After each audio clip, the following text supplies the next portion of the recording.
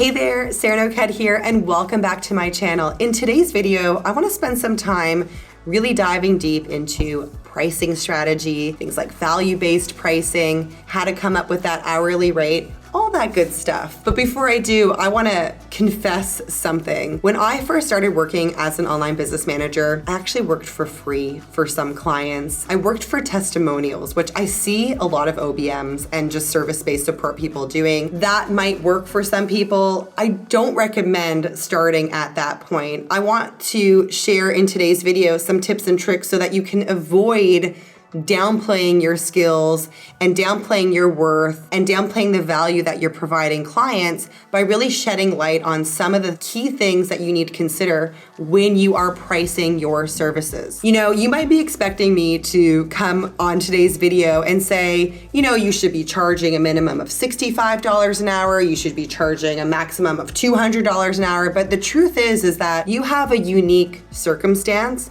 and a unique set of skills that needs to be measured inside of that hourly rate or needs to be considered. I don't want you looking to the competition. I don't want you looking at what everybody else is doing. I want you to get clarity and think about what is going to work best for you when it comes to pricing. So the best way and the first thing that you need to do is you need to really look at your own personal expenses. You need to think about, you know, what tax bracket you're in. If you're married, maybe your husband is in a certain tax bracket, so that has an impact on your income. You need to start thinking about all of those factors of what you need to be making in a year to, like, at the bare minimum to get by.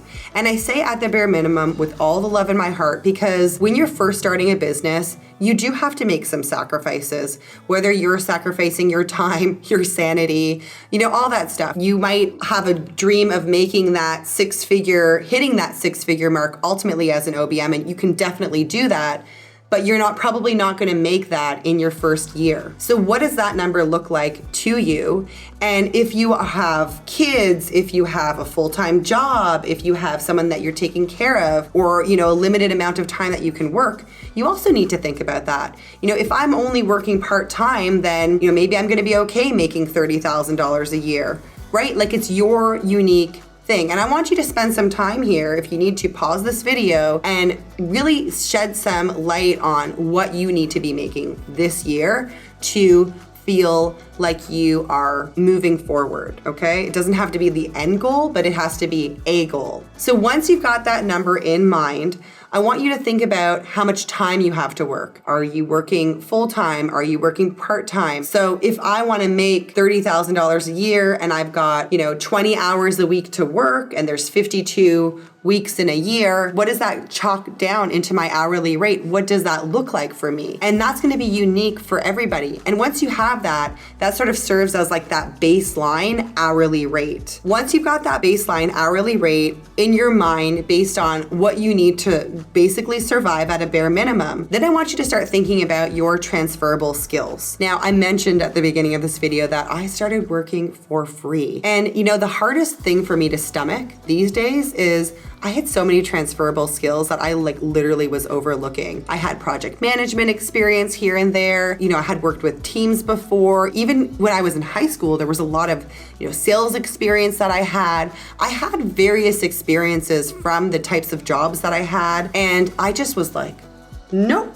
I'm starting from square one. I'm an OBM. This is a completely new role. And if there's one thing that I have come to understand after years of training online business managers is that we all come with a tool belt full of transferable skills. So I do really want you to spend some time thinking about what sorts of skills that you have had in your past jobs, in life, that marry well with the OBM role. I'm gonna link below this video the What is an OBM video, because in that video, I share a lot of what sorts of skills and what sorts of services we can offer as an online business manager. So whether, you know, it's project management or team management, there's so many transferable skills that really play into this role. And I'm sure that there's a lot of skills that you already have that are going to really tell you that you do not need to be starting at square one. You have experience. Maybe you haven't landed that first client yet, and maybe you don't have like that client onboarding experience, but you definitely know how to manage a project.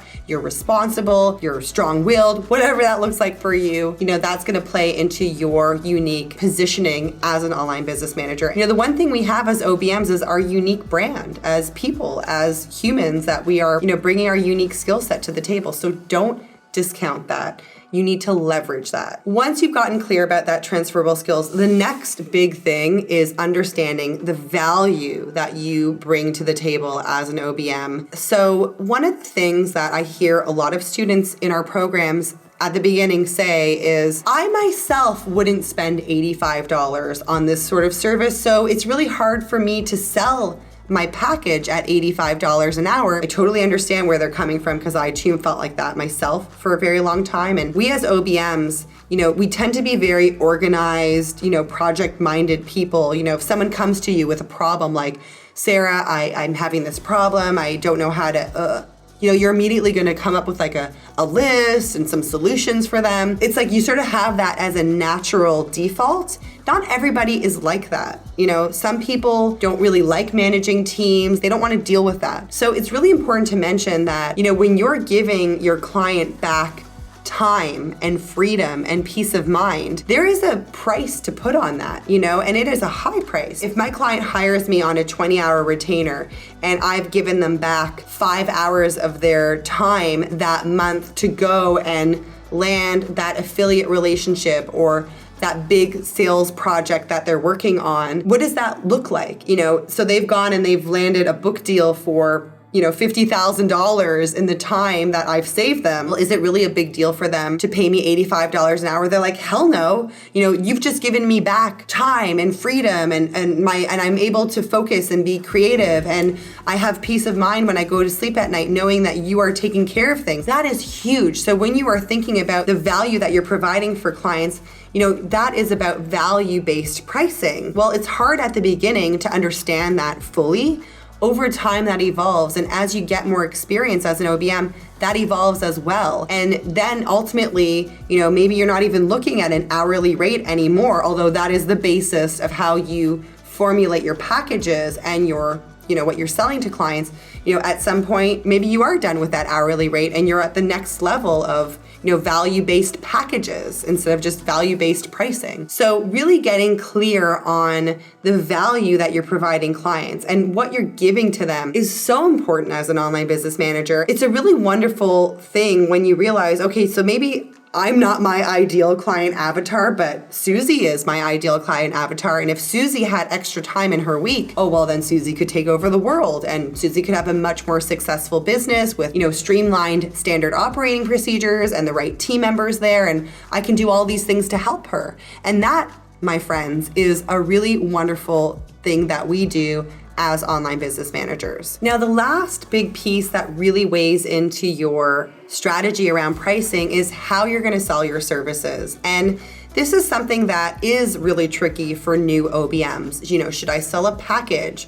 Should I sell my services as retainer ongoing? Should I just charge hourly? And there's a lot of different pros and cons to every kind of offering. It really is a unique thing for every single OBM because it does have to do with, what is your hourly rate? How long are these things going to take you? What experience do you have? And confidence around pricing comes through doing. And unfortunately, sometimes you do have to just get going and just start working with clients and then start to really feel your way through and get more clarity around your packages. And if you are at a place where you are just getting started and you need more help around packaging and pricing, then, this is what we work on with our students inside of the Accelerator program. And I would invite you to check out our program. I'll leave the information below here because I do think that this is something that, I hope that I've given you a lot of ideas around how to price. There's a lot of work that goes into that, sort of like a lot of soul searching that goes into figuring out actually how to price, actually how to package those services. And then when you're getting on that sales conversation with that client, clearly explaining to that client what value you're delivering with your pricing and packages so that they can feel confident about working with you moving forward. I hope this was really helpful. I hope you have a better idea of how to price your packages and your services as an online business manager. And I'll see you next week when we release our next video. See you soon.